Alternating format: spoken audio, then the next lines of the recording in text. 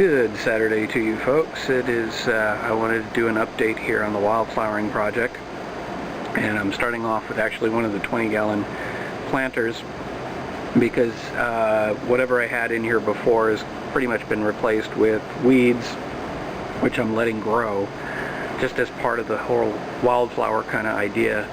I may throw some additional seeds from the wildflowers in here or something else just to see what will grow. But let me actually show you the other planters where I'm actually trying to do the wildflowering. This one here is probably the closest to an actual success story. I've got a couple of, I think they're the globigilias, they're the ones with all the little frilly leaves on them. Those are succeeding pretty well. I got one in the back there up against the card. I'm not sure what that's going to be.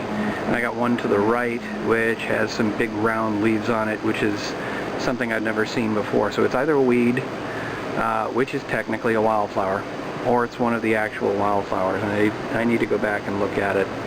I've also, the top of the, or the middle of the planter where it was mounded, I've actually flattened it out at this point because it seems like when I mound things, which I thought was a great idea, I think what's happening is a lot of the seeds that I put on there are just getting washed down the sides of the mound and they're not sticking to the top of the mound.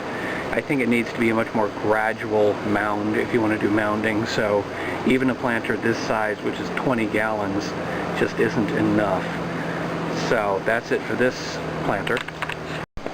And then we have these planters here. I've got the two on the wall, which I've added some actual wildflower seed to, besides the plants that were already there.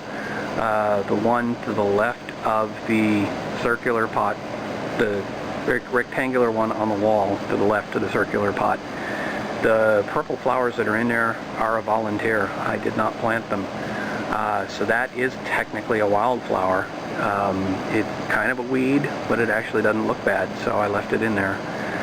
Down on the ground I've got the two circular planters, and nothing really grew in those. I think I had one flower that started and then just kind of died off.